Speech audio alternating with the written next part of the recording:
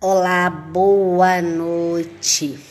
Estamos aqui mais uma terça-feira para os nossos estudos, tá bom? Nós já vamos chamar o nosso convidado da noite.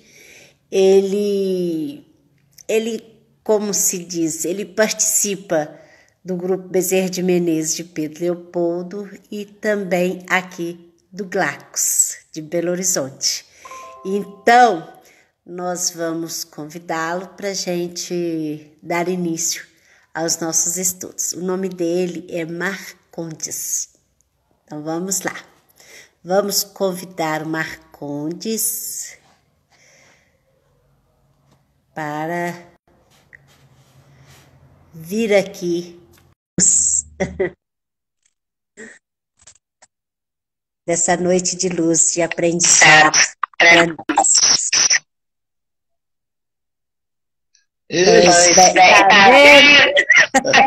Boa noite, Noêmia. Deus te abençoe. Tá vendo? Tá vendo que foi fácil? Não, foi fácil. Meu neto é que fez, sabe o que é? Foi meu neto que fez. Foi esse meu neto que fez, ó. Boa noite. Meu filho chegou para ajudar, mas o neto já tinha feito. Mas é assim mesmo. A gente tem que enfrentar os desafios e aprender. Não aprendi, não. Da outra vez, se tiver, eu vou chamá-lo de novo. Como está? Eu estou na posição boa? Tá legal aí? Tá ótimo, o som tá bom. Então, beleza. Né? Então, nós vamos até às 5h55. Tá. Perfeito. Beleza? Beleza. Então, tá faltando uns minutinhos aqui no meu relógio. Vamos aguardar o pessoal chegando. Maravilha. Aí, ó, já tá a Patrícia, já chegou. Rafael, boa noite.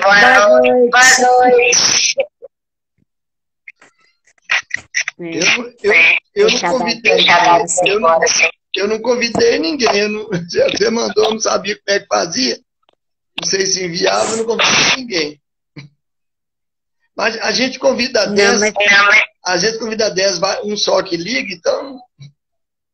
Deixa um pouco. Aqui no Instagram, graças a Deus, a gente tem as pessoas que estão toda semana aqui com a gente. Fica gravado também. A Ivone, seja bem-vinda. A Ivone Pinto Coelho, irmã. É a Ivone. Você conhece? Irmã do coração, que legal. Tá vendo? Tá vendo? Olha lá. Então, Sandra, boa noite, Sandra. Seja bem-vinda. Então, nós vamos aqui no relógio agora. A Sandra é minha filha do coração também. Ó. Olha só. Você falou que não foi. Não, mas ela devia participar com você já, uai. Será que fica direto? Sim, eu tô falando com você que tem que estar toda semana tá aqui com a gente. Ah, que legal. Legal. Graças a Deus. Então nós vamos fazer a prece inicial, rogando a Jesus, a espiritualidade amiga, que nos abençoe e nos ajude, para que a gente possa estar com a mente e o coração aberto para entendimento. Graças a Deus. Meu amigo. Oi. A palavra é sua. Fica à vontade. Queridos irmãos e queridas irmãs, que Jesus nos abençoe nos dando a sua paz. Gratidão à nossa irmã, né, a Fraternidade Espírita Jesus Amigo, pelo convite. A gente não está à altura de falar dessa personalidade, mas eu fui aceitar, não ter mais escolha, né? Então temos que, lembrando que no livro Brasil, Coração do Mundo, Pátria do Evangelho, Ismael reunido com vários componentes para trabalhar o Espiritismo no Brasil, e virou para um que estava sentadinho lá, humilde, e falou assim, ó, né, descerás às lutas na terra com a finalidade de unificar os espíritos cristãos dispersos. Terás dificuldade, mas quanto mais dificuldade, mais será o apoio do nosso Senhor Jesus Cristo. E esse irmão apenas chorava, movimentando a cabeça em sinal de que estava aceitando. Então, nasce lá no Riacho do Sangue, depois Solonópolis, lá na fazenda. Hoje é Jaguaretana, não sei. Adolfo Bezerra de Menezes Cavalcante. O pai dele era Antônio Bezerra de Menezes e a mãe Fabiana de Jesus Maria Bezerra. Ele é um dos filhos mais novos, se não me engano, talvez até o caçula, não tenho certeza. Ele tinha uns irmãos mais velhos que já eram até professores. Ele teve escola pública lá no Riacho do Sangue, depois, problema de política, teve que ir para o Rio Grande do Norte, depois voltou lá para o Ceará de novo, que ele é cearense. E então, chegou uma hora, e o pai dele, que é fazendeiros abastados, ele dava muitas vezes dinheiro por conta, sabe? Ou então ele pedia por conta, já calculando as colheitas ou os lucros dos trabalhos. Aí chegou uma hora que ele estava devendo o pessoal. Então ele chamou todos os credores e falou, a fazenda agora é suas. Aí tanta honestidade que eles também foram honestos, não, de forma alguma, você trabalha aqui. E ele falou, então eu vou trabalhar todo o lucro, vai ser para pagar as contas. Aí, numa certa hora, o filho chamou, né, em 1840 e pouco, chamou ele e falou para ele assim, pai, eu quero estudar medicina. Medicina só tinha na corte, que era o Rio de Janeiro. Então o pai mostrou para ele as dívidas que a família estava, que estava em dificuldade, que podia ajudá-lo com muito pouca coisa. Mas ele embarcou para o Rio de Janeiro e em 1852 ele começou a estudar. Em 1952 ele começou a estudar medicina. Em outubro do ano que ele começou a estudar, o pai dele morre lá no Jaguaretama, Riacho do Sangue. Deu o telegrama para ele pelo navio quando o pai dele morreu. E ele continuando e trabalhando. Ele para pagar o subsídio da escola, ele dava aulas particulares. Né? E ele morava num lugar lá, numa pensão, ele não gostava não desfazia de ninguém. Sabia ser cortês, amável, cordial, mas ele preferia morar sozinho. Então ele tinha um alfaiate, que vocês veem pelas novelas antigas, todo mundo antigamente usava terno. Então, alfaiate que o servia, às vezes que eu não emprestava o dinheiro, ele pagava. Aí um dia ele deu vontade de ir lá no aniversário da prima dele, lá do Rio de Janeiro, chamada Gertrudinha. Devia ser aquela prima linda, né? Então ele foi lá e falou, agora eu vou pedir 20 contos de réis. Não, ele pedia sempre 20 contos de réis. Aí ele falou, vou pegar 50, porque eu vou alugar uma rocinete, deve ser aquelas charretes para levar para o aniversário. Bom, quando ele estiver lá, eu penso. Chegou lá, quando ele chegou perguntando por ele disse que ele tinha viajado para a Europa na véspera. Falou, nossa, eu ia ficar pagando isso muito tempo, ó. Sorte está lançada. Desistiu de um aniversário da Gertrudinha e foi para casa. Só que na hora que ele voltou para casa, ele lembrou do ensinamento que a mãe dele sempre falava com ele. Boa romaria faz, quem em casa fica em paz. Não, apesar disso, não foi no aniversário da Gertrudinha. Ia estudando e trabalhando, dando aula. Aí chegou mais quase no final do curso dele, ele passou aperto. Porque entra para a faculdade, a maioria dos médicos deixam Deus do lado de fora. Porque vê tanta ciência que explica tanto é que alguns até se julgam deuses, os médicos atuais. Então, ele não deixou de crer, porque ele era católico, ele era cristão, mas ele deixou meio de lado a ideia de Deus e de religião. Mas chegou a hora que o aperto ficou tão grande que ele teve que rezar, ele teve que fazer oração, pedir ajuda. Aí daí um tempo chegou um estudante lá na sexta-feira, precisava de aulas de matemática. Ele falou, mas matemática é coisa que eu não gosto. Eu não gosto de matemática. Aí combinou com ele um valor, o moço falou, eu vou pagar adiantado, porque é fim de semana, eu posso ir para as baladas, posso gastar o dinheiro, pagou adiantado, porque ele combinou. Ele então foi para a biblioteca para estudar matemática, para dar aula para o menino, o rapaz.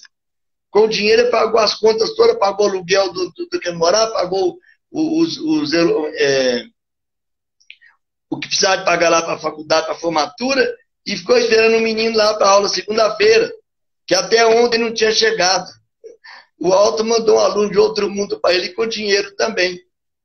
Quando ele formou com ótimo cum laude, quer dizer, formou com ótima nota.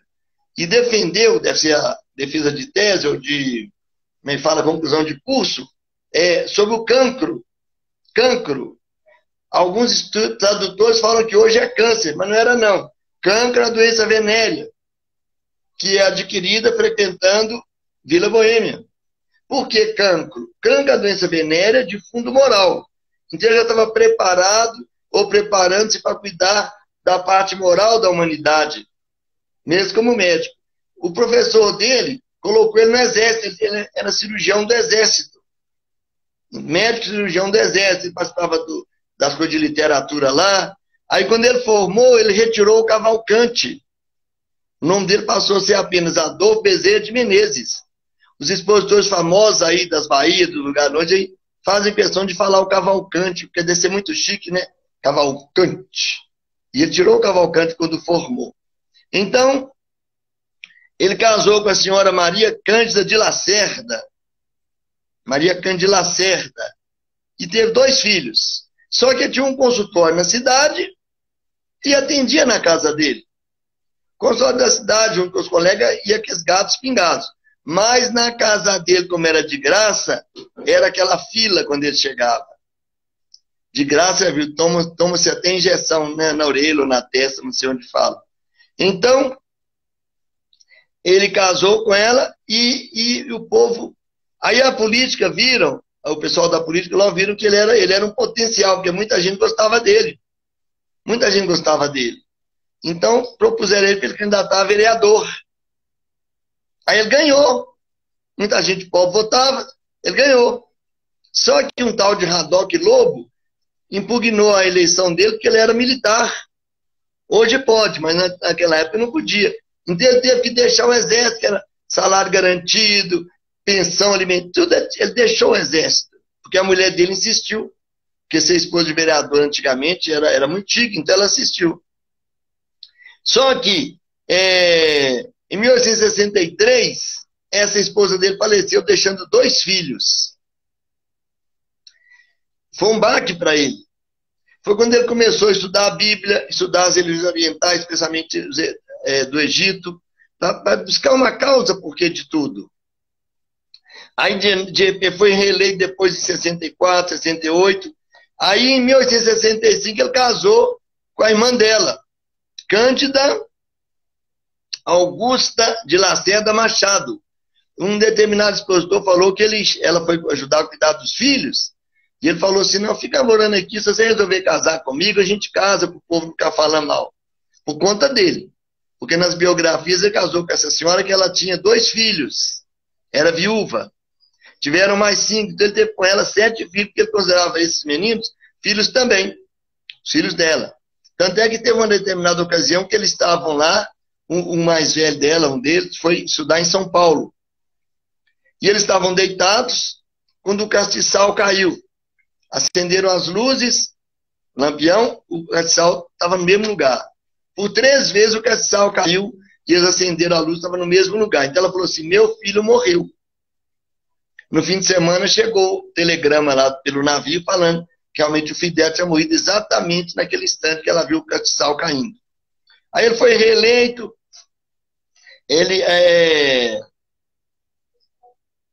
e o trabalho dele, como estava na política, então não tinha um consultório mais, ele atendia só na casa. Na política ele fundou a Estrada de Ferro Macaé Santos, fez atendimentos suburbanos. Então, numa das vezes que ele estava nessa firma que ele criou, o senhor pediu ele uma ajuda para um velório, parece, e ele tirou a carteira e tirou o dinheiro todo, entregou. Deu a carteira, o cara tirou o dinheiro e devolveu a carteira. Quando ele foi pegar o bonde, não tinha dinheiro não. Aí ele voltou, bateu na porta lá e pegou o dinheiro do bonde. Com a mesma cara limpa, tranquilo. Aí em 1875, e foi acontecendo as lances da vida dele. Uma filha dele, doente, ele chegou em casa, ela estava doente, passando mal. Aí eu tinha atendido, o pessoal, nessa época parece que eu estava na farmácia. As datas, talvez, que eu ponho, não são sequência cronológica, não, tá bem? Igual o Memória do Padre Germando, né? Igual o próprio Evangelho do Cristo. Tem coisa que acontece aqui no outro capítulo, nem aconteceu, ainda já aconteceu aqui, depois já aconteceu na frente. Então, ele chegou em casa, cansado, tomou banho, jantou, sopinha lá de fruto, de legumes, não é isso? Aí bateu na porta, era uma senhora com a filha enferma, pedindo ele, pelo amor de Deus, para cuidar da filha. E ele falou assim, mas eu estou com a minha filha doente também. Mas ela insistiu que ela não pôde vir antes, porque tinha alguém para ficar com ela, e convenceu. Então ele olhou para a mulher dele, que estava dizendo assim, fica, a segunda esposa. Todo mundo olhando que fica, a menina também com febre, ele falou assim, pegou a maleta, pegou o jaleco, falou assim, ó, Jesus toma conta da minha filha, e eu vou cuidar dessa outra filha. E foi. Naturalmente, sobre o morro, desce morro, chegou lá, deve ter feito oração, que era o costume dele, cuidou da menina, deve ter deixado alguma coisa, porque ele não pedia chance de fazer alguma doação. Quando ele voltou, tudo em silêncio em casa. Ele era pai, pai preocupa, aflito, ele entrou em casa, tudo em silêncio, a esposa dele dormindo, tranquila, e a filhinha dele também, dormindo sem febre. Quando ele ajoelhou e agradeceu a Nossa Senhora. Então, ele foi presidente interino da Câmara Municipal do Rio de Janeiro, foi vereador de Novo Distrito da Corte. Aí, em 1875, ele que já estava estudando as religiões egípcias, das outros países também, druidas, do Tibete, estudando a Bíblia também, o Joaquim Travassos de Passos, que era amigo dele, deu-lhe um livro dos Espíritos de presente, para ele ler. Lá, não vou para o inferno por esse livro. Pegou o bonde e começou a ler no bonde. Cada vez que ele lia, ele via uma coisa nova, mas que não era nova. Como ele disse, eu já era um espírita de berço, quando ele falou mais tarde sobre isso. Então, em 1878 ele era presidente efetivo, e em 1885 ele termina com a política. Ele deixa a política. Em 1886, no auditório com 2.000 pessoas da velha guarda, o eminente médico, eminente católico, eminente político, homem probo, declara naquela multidão de 2.000 pessoas que ele era espírita, a partir daquele instante. Claro que deve ter dizer aquele, possível. Olhem bem, ele ganhou o livro dos Espíritos em 1875. 10 anos depois, 11 anos depois, foi que ele declarou-se espírita. Quer dizer, ele estava lendo, estudando, meditando para fazer um alicerce, porque quando ele levantasse a bandeira, ele teria ataques. Tem pessoa que vai numa reunião, escreve uma mensagem, fala que é espírita. E quando vem o teste, muita gente afina. Eu conheci um orador espírita, que eu não posso falar o nome devido ao público, ele virou evangélico, falou comigo. Ele estava em dificuldade financeira e casou-se com uma senhora evangélica. Para ficar melhor para ele, ele virou evangélico, falou comigo. Não deixou de ser espírita, mas frequentava a igreja com ela e parou de fazer palestra. Quem pode julgar? E é uma pessoa boníssima, mas continuou espírita, continuou acreditando nos postulados, porém frequentando, pela necessidade de sobrevivência. Então, depois dessa época, aí ele começou a escrever para o jornal O País, só que ele punha o nome de Max. E o irmão dele, o Manuel Soares da Silva Bezerra, acho que ele tinha apelido de Germano também. Ele então começou a falar para ele que ele estava entrando com uma religião de demônios, uma religião que é condenada pela igreja. Então ele escreveu, o livro chama Uma Carta de Bezerra de Menezes, edição antiga. Então ele começa falando, olha, meu caro irmão e amigo Soares, chamava ele de Soares, recebi a pesada carta em que você derrama suas lágrimas de pesar pelo mau caminho que leva a minha alma, afastando-se da educação religiosa que recebi com leite e abraçando ideias falsas, poiteicas e demoníacas, quais as ensina o Espiritismo. Aí ele agradeceu ao irmão pelo amor que ele tinha por ele, porque estava defendendo ele disso. Só que ele não sabia o que é o Espiritismo. Aí essa carta é longa, nós não vamos ler aqui, vamos ficar o dia inteiro lendo, vamos ficar para amanhã. Mas ele fala assim, que ele não deixou de ser cristão. Só que a doutrina espírita clareava a mente dele de tal forma, o cristianismo pela visão espírita, que ele estava trocando os maus pendores que tinham, as vacilações que tinham, por virtudes cristãs, que é o que a religião espírita convocava. Aí ele estava tratando, como ele estava como político, ele não exercia medicina. Então os amigos dele estavam tratando de uma azia, de uma dispepsia que ele tinha. 5 anos de tratamento. E ouviu falar num tal de Nascimento, que era um médium, que dava receita homeopática. Ele, então, um amigo dele, levou a receita para ele. Adolfo, 55 anos, Tijuca. Mandou o papel para lá. Veio falando, nós não temos a condição de atender devido à sua... Falou de cargo lá, porque ele era político, né? E também a sua proficiência médica, mas não falou que ele era médico. Tome isso, isso e isso. Ele começou a tomar. Com 3 meses, acabou. 5 anos de tratamento pelos médicos, com 3 meses acabou. Ele já lembra do livro de espírito. Deu isso e ficou pensando, interessante. Aí um belo dia, conversando com o vizinho dele, que era um coronel, falou, olha, contou como é que foi a mudança dele, o tratamento que ele teve, quando ele melhorou, só que tinha uma dor nos quadris. Ainda sentia-se nos quadris e a perna de dificuldade. Daí 1 hora, desceu o primo dele do bonde, com um bilhete do médium para ele. O bilhete dizia, olha, não pensa que estás curado, és médico. Aí falou que sabia que ele era médico. Porque ele era conhecido como Bezerra, ninguém chamava ele de Adolfo. Então lá também não sabiam. És médico e sabe que as doenças, às vezes, nos enganam, pensamos que ela terminou, eles têm ainda. Usa isso ainda, que ela não está terminada. Quer dizer, como é que duvida? Como é que duvida? Então, aí ele começou a escrever no jornal O País, ajudou a fundação do Reformador, sem estar participando diretamente com o nome, não é? E aí aí chegou em 1889, ele foi eleito presidente da federação. E criou as reuniões de terça-feira e de sexta. Nesse meio tempo, ele tinha uma filhinha chamada Evangelina. Essa Evangelina, quando ela tinha 18 anos, ela faleceu. Ele tinha pedido outros filhos. Mas ela deu um baque nele, porque aquela assim, que tem aquele filho que são mais ligados. Ela era um tipo de luz que veio para estar dando apoio para ele. E ele, então, foi atender o pessoal, no hora inteiro chegou, colocou flores, fez a oração.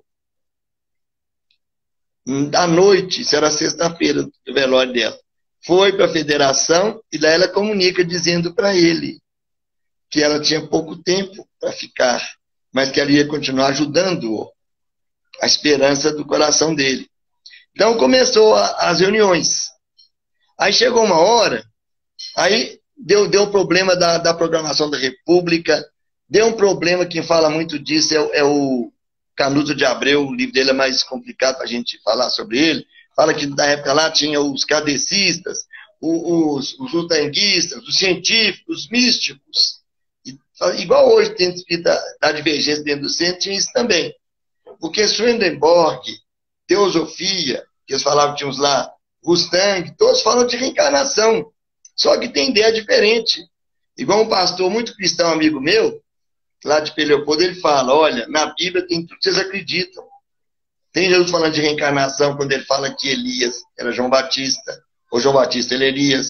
Tem lá quando o Saul evoca, pitoniza, diendô, isso é mediunidade. Só que não é doutrina para a gente pregar. Em verdade, está em tudo, em todos. A sinceridade. Já tem outros que têm o problema do cérebro, assim, mais um pouquinho difícil, que são dominados e são praticamente assim, tem que falar que não crê, tem que falar que não existe. Só que o espiritismo não está preocupado com isso. Diz um amigo nosso, ele era escritor. Ele falava, porque ele sabia que na época eu tinha uma vida complicada, eu tinha 2 famílias, e ele falava assim comigo, me cutucando sutilmente. O espiritismo vai muito mal com os espíritas. Ele estava referindo-se à minha pessoa. Hoje nós vimos que muitas vezes o espiritismo vai mal com alguns espíritas, com alguns de nós. Quando o pai dele morreu, eu fui lá no velório, ele estava chorando e falando comigo assim, ô Marcondes, tocou o bico no chão. Falei, mas doutor, o senhor não pregava da imortalidade? Falei só baixinho para ele, né? Mas tocou o bico no chão. Por quê? O espírito está encarnado, é uma pessoa humana. E doutor Bezerra era humano. Ele participava de vários grupos. Num dos grupos de desobsessão que ele trabalhava, um espírito comunicava que era o obsessor do filho dele. Ficava totalmente demente. Um dos filhos dele. Domente mesmo, ele conversando com o espírito, pedindo ele que perdoasse, que reconsiderasse que ele está sofrendo. O espírito irredutível. Um belo dia de tanto doutor falar manso com ele, em nome de Maria, em nome de Jesus, e falou, olha, eu mais seu filho estamos ligados há séculos. Eu vou deixá-lo, mas ele vai morrer. Vai morrer hoje, eu deixando-o. Mas que não seja você culpado, meu filho. Que a Mãe Santíssima te abençoe. Falou, mas pode ir para casa que ele vai morrer. E despediu. Ele não orou para o espírito ainda. Ele era pai. Você não ouviu falar de pai e espírito? Ele era pai. A reunião não tinha acabado, mas ele terminou a reunião. Ele foi para casa. Imagina aquele cabeçudo cearense andando aflito para casa. Não sei se tinha que pegar a bonde da reunião, para não sei, mas aflito para chegar em casa. Chegando lá, a esposa gritando. Desesperada. E falou com ele, olha, ele teve um momento de lucidez. Perguntou pelo pai e se foi.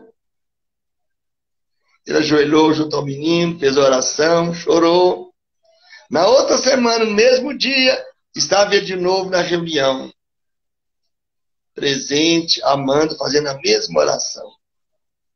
Certa ocasião, na desobsessão, ele doutrinava um espírito que não aceitava falar, e bravo, mas ele falava com mansuetude, com amor, o espírito mais retrucado. Falou, olha, eu não posso dar conta de você, o seu caso é com a polícia.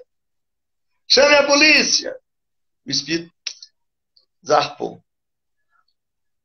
Aí chegou outro. Pode chamar a polícia para mim. Tem medo de polícia, não? Falou, não, meu irmão, aquele irmão precisava de polícia. Você precisa de nosso carinho. Você precisa de nosso amor. E fez oração para ele e começou a chorar. Deus existe, Deus existe. Obrigado. Assim era nas reuniões de desobsessão. Fraternidade e amor. Uma ocasião, aí, nesse meio tempo, teve um problema lá da Constituição que fizeram, e a Constituição mandava fechar as casas espíritas. Porque é claro que depois falaram que é o tal de baixo espiritismo. Não existe baixo espiritismo. Então, eu não quero falar, eu nunca gosto de falar que eu sou kardecista. Vim falar, como Allan Kardec falou, na questão 350 do Livro dos Médiuns. Penúltimo parágrafo, Espiritismo cristão e humanitário. Que alguns kardecistas, na minha opinião, põem a cabeça assim, só olha de um lado. Mas o espírita cristão vê igual Allan Kardec via lá na Revista Espírita, com 360 graus de visão. Então, o doutor Bezerra frequentava, não tenho o nome aqui do centro, União Propaganda do Brasil, Fraternidade, a Centro União Espírita Propaganda do Brasil, Grupo Ismael, a Federação Brasileira, e teve esse lance que eu comecei a dizer da Constituição, que proibia as casas espíritas, que perseguia. E os irmãos sabem, ordem é ordem, ordem é ordem, começaram a perseguir. Então se uniram entre si, porque estavam vendo, tipo, ele foi lá junto à Constituição para representar os espíritas, os outros também foram, parece que o Dias da Cruz também foi, não recordo os outros nomes, para explicar isso, que não era as casas espíritas que estavam sendo perseguidas, mas essa perseguição fez a união. Os grupos de Umbanda que tinha na época, Santo Antônio, Filhos de Maria, São Cosme, São Damião, São Francisco de Paula, São Roque, era grupo de Umbanda, uniram a federação, além dos outros, União Propaganda, Centro de Propaganda do Brasil, Grupo Ismael, Grupo Fraternidade, e mais a federação, se uniram. Só que aí como fecharam os centros, ele fez silêncio, continuou nos grupos de obsessão, porém sem participar de palestras igual tinha. Mas aí o Dias da Cruz resolveu, porque na federação tinha dois trabalhos que eles abriram, quando reabriram. Às sextas-feiras era o pessoal fazendo polêmicas. Já não tinha mais o Evangelho em livros espíritos, não. Dava aquelas teses filosóficas para discutir, mesmo dentro do espiritismo. E tinha um atendimento de tarde, chamava assistência. A assistência dava receita homeopática, dava remédio, dava alimento. Então, enquanto na sexta-feira ia 18, 20 pessoas, na assistência ia 200 pessoas. Porque ela não tinha ligação, ela tinha caridade. Aí o Dias da Cruz resolveu, então, reabrir oficialmente ele e o não sei, Leal, esqueci o nome do outro Leal, que era o vice-presidente. Só que o Dias da Cruz era médico homeopata. E lá na assistência tinha médium homeopata. Os médicos não eram médicos nem nada, era receita homeopática pelos espíritos. Então ele não aceitou isso e deixou para o outro. O outro, então, também não deu conta. Foi quando os espíritos falaram, busca o Bezerra. Busca o Bezerra. Ele era o único que chegava e falou, Bezerra, você é o único que consegue reunir todo mundo. É o único que consegue reunir todo mundo. Foi quando em agosto de 1850, desculpa, de 1850? Não, 1850 mesmo. 1895, perdão. Ele foi eleito.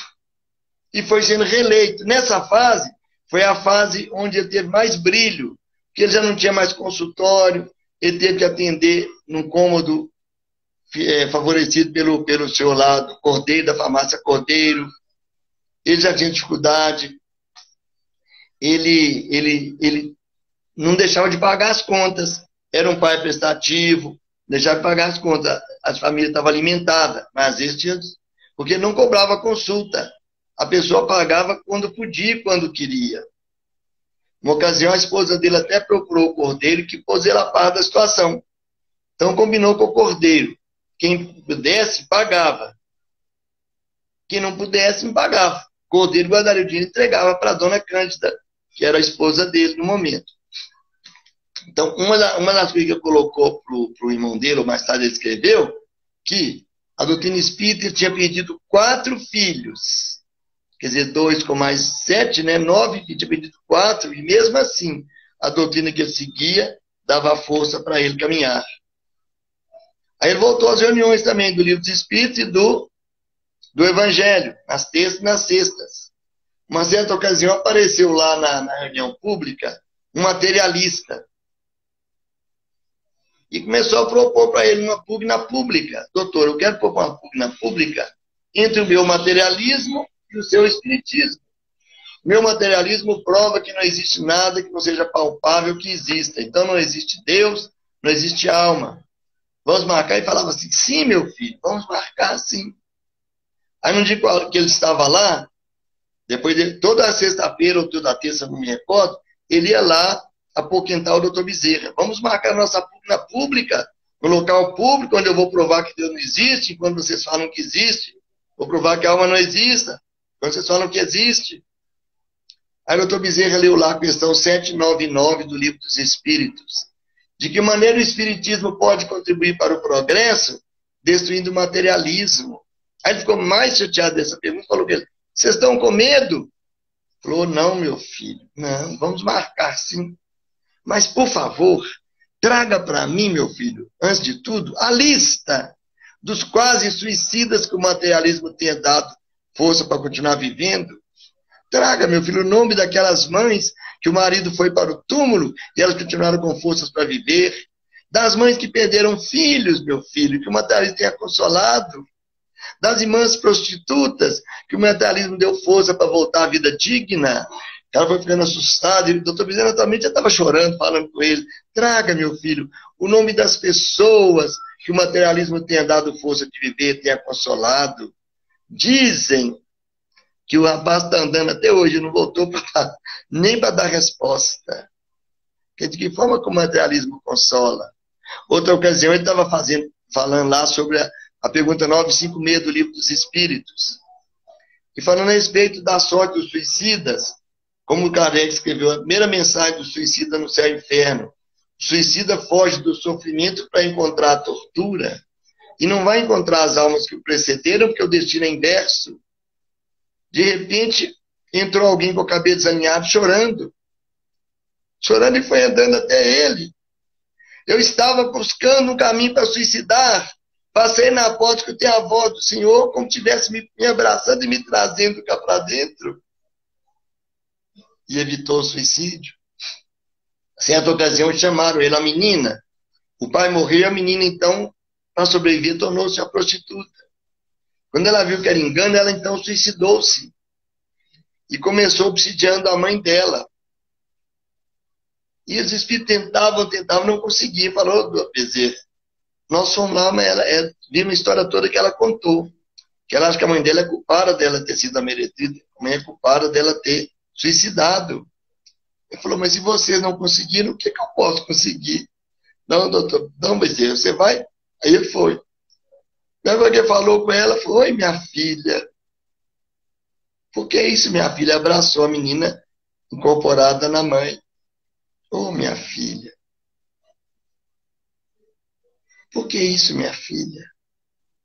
Com a doçura que é peculiar nele. Ela é culpada. Oh, minha filha. Mas e você? Chegou a orar para o Senhor onde vai para te dar força? Olha o que está fazendo. Ela que te deu a vida. Ela que te deu a vida. Ela que você mamou no seio. Você teve vida, tirou dela próprio o seio para você viver, para você crescer. Fui falando com essa doçura, a menina começou a chorar.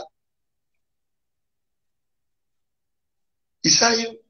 No outro dia da reunião, quando a sessão, a menina comunicou, falando que ele tinha flores no coração, que a palavra dele tocava na alma, que ela não ia mais perseguir a mãe. Certa ocasião, comunicaram dois moços lá, um tal de Benjamin Constant e Humboldt, que eram filósofos, mas todos eles eram materialistas. E dialogando com ele, discutindo, ele falando. Aí não conseguia, falou, olha, infelizmente, eu não tenho capacidade de convencer vocês. Eu não tenho.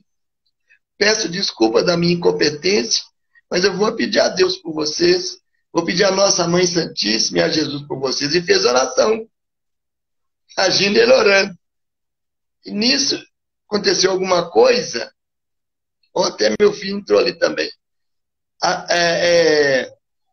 Apareceu alguma coisa que só os espíritos viram, que começaram a chorar. Os dois espíritos começaram a chorar. Falou, muito obrigado, Senhor, Deus existe, Jesus existe. Tipo assim, mudaram o materialismo pela oração dele. Às vezes, durante as sessões públicas de desobsessão, quase sempre o espírito chegava, às vezes nervoso, bravo, e ele com o mesmo carinho, como se fosse o filho que chegava. Certa ocasião, ele terminou de falar lá no centro, palestra, e ele ia perguntando para os mais íntimos, olha que grandeza de alma, se havia a palavra dele, se tinha ofendido alguém, se tinha magoado alguém. E de repente tem um moço esperando ele lá, no sopé da escada. Ele olhou para ele, porque ele via com o coração, ele viu que o moço estava aflito. Chegou até ele, falou com ele assim, ó, doutor, eu estou enfermo, minha família está passando fome, eu não consigo trabalho. Eu vim pedir o senhor um socorro. E minha velha fazia enfiar a mão no bolso para tirar o que tinha. Não tinha nada. Tinha só o papelzinho do bonde. Ele pensou, Nossa Senhora, me ilumina, o que é que eu faço? Veio aquela intuição, falou para ele assim, ô meu irmão, você acredita em Nossa Senhora, a mãe de Jesus? Sim, doutor. aceite o meu abraço em nome dela. Aceite o meu abraço em nome dela. E abraçou o moço. Deve ter chorado de emoção. Naquele abraço saía também naturalmente fluido de um passe. Falou que chega na sua casa e abrace toda a sua família. Todo mundo. Tome água. E foi embora pensando, será se eu fiz direito? Mas não tinha nada para fazer. Esqueceu. Na outra semana, já tinha sido fato, quando ele chega ao homem lá. Dessa vez de cabelo penteado, sabe? Eu estava desengalhado na primeira vez. Falou que logo, doutor, eu cheguei em casa, fiz igual o senhor fez, abracei minha família toda, colocamos água, fizemos oração igual o senhor mandou, e nós dormimos como se tivesse alimentado. Pela manhã, eu fui, deu aquela luz assim, bati no portão, expliquei meu caso, consegui emprego, estou até hoje. Vim te agradecer o abraço em nome de Maria Santíssima. Porque Maria Santíssima era a coisa dele, né? Aquela inspiração dele. Então ele escreveu uns livros, um chamado, que até li, Casa Assombrada, e tem um que é imbatível, chama-se A Loucura sob Novo Prisma, quando ele fala que nós temos a nossa atmosfera espiritual. Só entra lá quem a gente deixar. Que a gente primeiro faz um erro, outro, e aquele descuido dá o desfalecimento. Passamos a achar que é normal o que não era, o que era sagrado passa a não ser, o que não era sagrado passa a ser sagrado aos nossos olhos. E aí vai acontecer o que? O arrastamento. Depois dele foi como diz o Divaldo, só o doutor Inácio Ferreira que começou a estudar a psiquiatria em volta disso. Aí ele explicou que a doença, que a loucura moral, que era a loucura espiritual e a loucura física. O remédio um não curava o outro, mas as duas unidas curavam. Lá na farmácia Cordeiro, depois que combinou com a mulher, chegou uma senhora lá com o menino, passando mal. Ele medicou o menino, aplicou passo, fez oração. E é na hora da dona pagar, ela não tinha dinheiro. Aí ele pegou, olhou nos bolsos, não tinha também. Aí chamou o Cordeiro. Ô, Cordeiro, alguém pagou hoje? Não, doutor, só veio gente pobre hoje. 90% era. E o dinheiro de ontem, já entregou para dona Cândida? Não, então me empresta aí. Toma, minha filha, vai lá, compra os remédios, compra alimento. Mas, doutor, não entra o que estiver na frente. Depois a mulher ficou sabendo disso. Lá no centro aconteceu um fato seguinte. O senhor chegou procurando-o para fazer um velório. A exemplo do outro que pediu dinheiro. Da esposa. Ele pensou que não tinha dinheiro. Ele lembrou do anel que tinha de formatura. O anel verde, ele de olho verde, brilhou, tirou o anel e entregou para ele. Venda este anel. Faça inteiro de sua esposa e compre alguma coisa para se alimentarem. Nos fala que o dia da consulta foi na farmácia Cordeiro. E quem confirmou isso foi o Ramiro Gama. O anel foi no centro. Aí foi chegando ele com as reuniões, com os trabalhos todos, chegou no final do ano de 99, 1899, e ele foi eleito para tomar posse no ano seguinte. Só que aí deu um insulto congestivo nele, um derrame. E ele ficou parado no leito, no começo do ano. Só os olhos verdes dele movimentavam-se. E o povo, aí a senhora, a mulher pôs uma cadeira, vinha um, sentava lá perto, depois chorava e ia embora. Sentava e ia embora. De janeiro até 11 de abril de 1900. Então imagine, estava uma multidão aqui na terra falando, fica conosco, meu velhinho. A outra multidão, venha para a paz que você merece. E ele vendo aquela multidão, falou, Nossa Senhora, cuide desses. Porque todo mundo estava esperando alguma receita. Quando a esposa dele ia trocar o travesseiro de noite, costuma ter uns dinheirinhos lá atrás, debaixo do travesseiro que alguém colocava. Eles não estavam em condição, estavam em condição difícil. Aí, quando foi abril, de 11 de abril de 1900, 11h30 da manhã, de repente ele dorme assim. Aí chega uma moça, acorde Bezerra, acorde Bezerra. Era Celina, a mensageira de Nossa Senhora, acorde Bezerra. A Mãe Santíssima manda te avisar que você já deixou o mundo para a pátria verdadeira. Aí chegaram a esposa primeira dele, falecida, a mãe dele, o pai dele, os irmãos espíritas, recebendo-o. E ele escutou um barulhão lá fora, um barulhão grande lá fora. Que é isso aí, Celina? Ela falou, venha ver.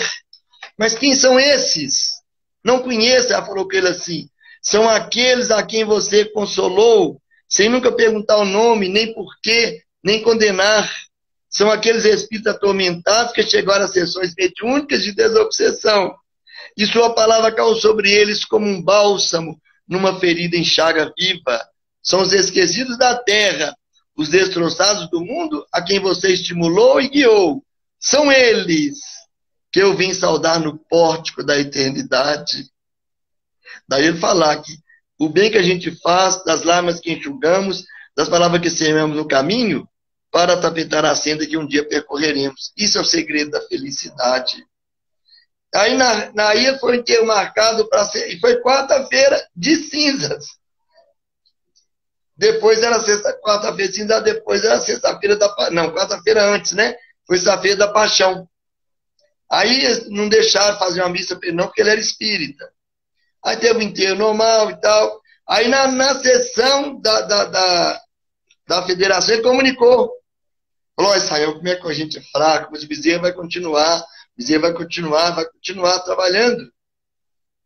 E quando ele desencarnou, apareceu também a filhinha dele, a Nhanhã Evangelina, que eu esqueci de citar, quando ele saiu do corpo. Então começou a trabalhar também. E começou a ficar triste, que o povo começou a pedir ele casamento, dinheiro.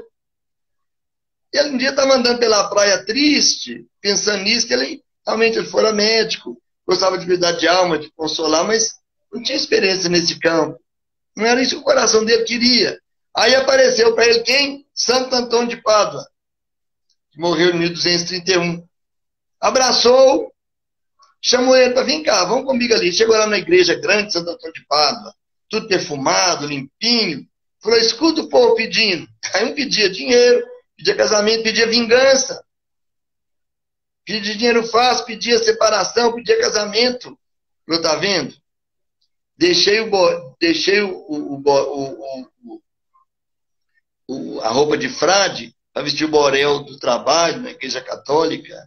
Preguei o evangelho lutando com as dificuldades dentro de mim, com as minhas imperfeições, que até hoje busco suprimi-las, para pregar o evangelho limpo e vivo, e hoje me chamam de quê? Casamenteiro, chamam para essas coisas assim.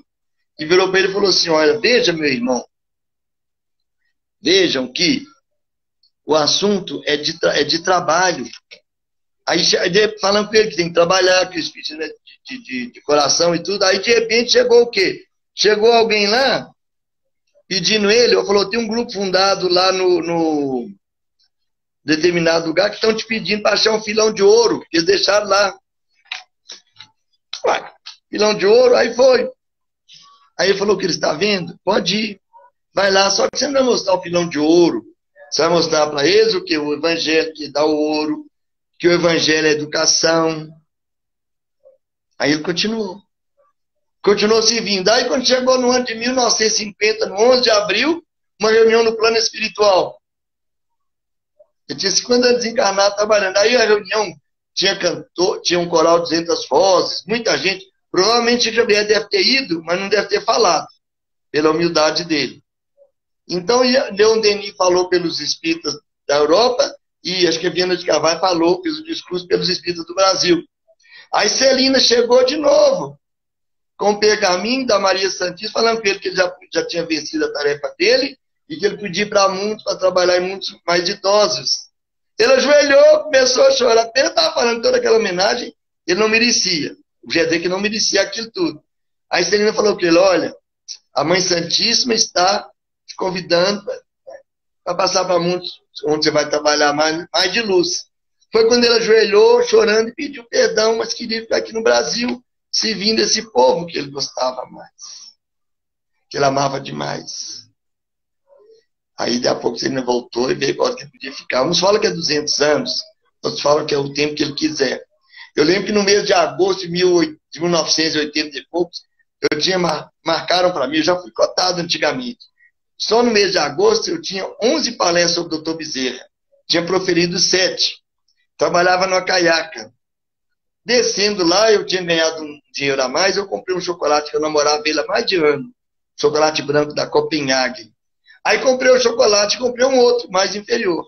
Comecei a comer o outro e fui atravessar a avenida para pegar meu ônibus para ir para a secretaria. Quando eu fui atravessar, tinha uma formiguinha. Formiguinha é aquelas moças que vai à rua. Se bem que era uma formigona bem grande. Aí eu falei para ela, vou dar o chocolate para ela. Mas quando eu fui dar o chocolate, eu tinha comido o chocolate que eu ia dar para ela. O chocolate branco que eu queria estava comigo ainda. Eu falei, nossa, não posso ter esse chocolate. Aí fui na banca de revista, fiquei olhando cartaz, vi se ela ia embora, ela não ia. Atravessei a rua, cheguei lá, estava no mesmo poste encostadinha. Falei, oh, meu Deus, aí começou a consciência. Dá o chocolate, não dá o chocolate, não dá o chocolate. Aí voltei. Falei, vou perguntar se ela usa algum remédio, né? Que eu não conhecia glifage. Falei, vou perguntar se ela toma diabinese. Se ela tomar diabinese, eu achava que era para diabetes, né? Não podia aceitar. Aí eu cheguei perto dela, sorriu para mim, não tinha nem um dente. Falei, tinha que ser o chocolate, então. Aí eu tirei o chocolate do bolso e entreguei para ela. Ela segurou, mas eu não larguei o chocolate. Segurando, ela segurando, eu fui ficando com vergonha e soltei. Aí eu lembrei que eu tinha falado do Dr. Bezerra 7 vezes, ia falar mais 2, que ele deu o Janel, ele deu a vida toda pelos outros, e eu não quis dar um chocolate. Com aquela vergonha eu fui chorando, e toda vez que eu falava do chocolate, eu ganhava um. Aí dava para minhas filhas, dava para alguém, não tinha coragem de comer. Eu não sei se até hoje eu já comi do chocolate, porque na hora eu lembrava. Se eu falei de uma alma que doou-se, deu a vida pelo próximo, não tive dificuldade de dar um chocolate no mês dele, que era o aniversário dele. Passado uns anos, eu tinha uma menina chamada Cristiane, uma doçura de criança, devia ter uns 10 anos. Aquela menina doce, a mãe dela era uma doçura também, e a mãe dela queria ver ela com aquele mimo. A mãe dela era católica, mas admirava o doutor Bezerra.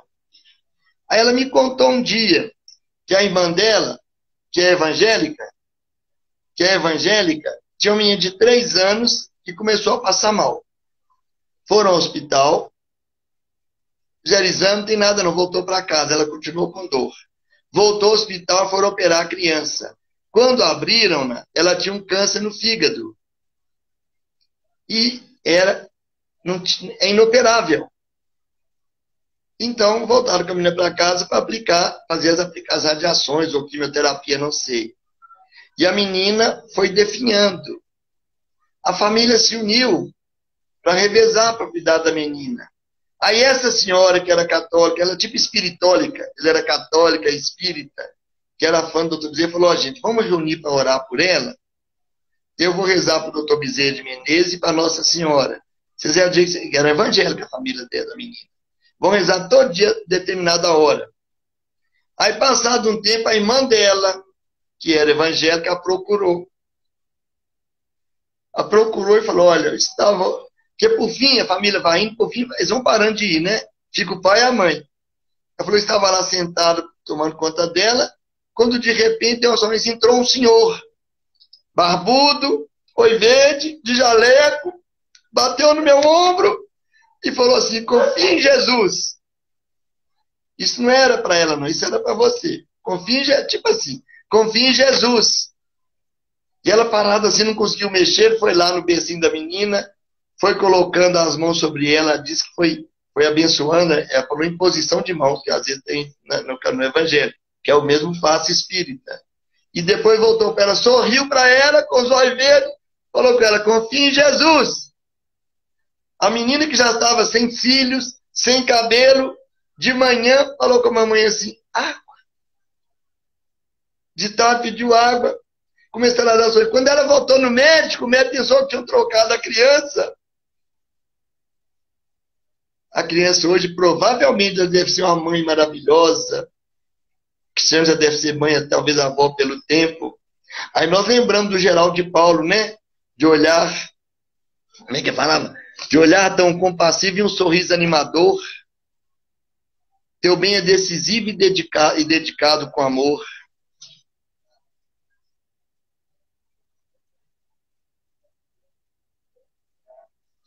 De olhar tão compassivo e um sorriso animador. Teu bem é decisivo e dispensado com amor. Sentimos cada hora em que aproximas, meu irmão, que alentas ao que sofre, confortando o coração. A voz dos anjos pode escutar, porém preferes aqui ficar, ouvindo o pranto dos pobrezinhos que sofrem tanto em teus caminhos. Na dor, a tua destra para, caridosa e santa, que animas ao que chora, inspirando ao que canta. Bezerra, essa esperança que sentimos ao teu lado, exprime a bonança do teu peito iluminado. A voz dos anjos podes escutar, porém preferes aqui ficar, ouvindo o pranto dos pobrezinhos que sofrem tanto em seus caminhos. Que o doutor Bezerra não tire de nós o olhar compassivo que ele tem para com todos. Muita paz.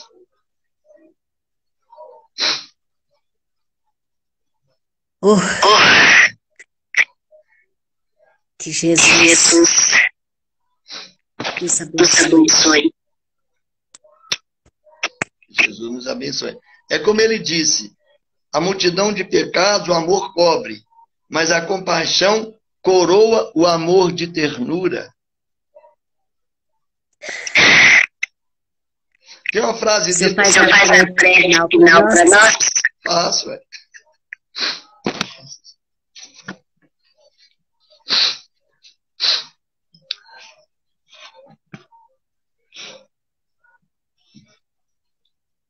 Senhor Jesus, nosso divino amigo, faze-nos dignos daqueles que servem e amam em teu nome.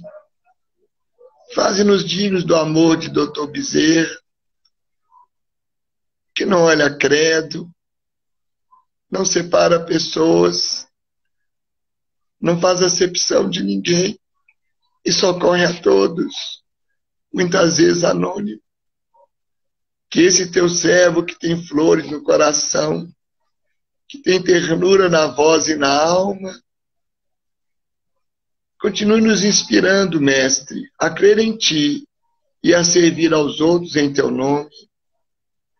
Muito obrigado, Jesus, por tantas almas que mandas ao mundo para nos ensinar a te seguir e a servir em teu nome. Obrigado pela nossa casa de oração, Jesus amigo, pelas almas que lamorejam servindo em teu nome, e por todos nós que deste a honra de conhecer o Evangelho através da doutrina espírita, para que possamos ser melhores irmãos, melhores filhos, melhores pais. Enfim, Senhor, faz de nós instrumento de tua paz. Apesar de nossas dificuldades, nossas fragilidades, nós queremos te servir. E como os cristãos de antigamente, nós queremos dizer, salve Cristo, ave Cristo, os que vamos viver para sempre, te glorificamos e saudamos. Salve Cristo, salve a luz.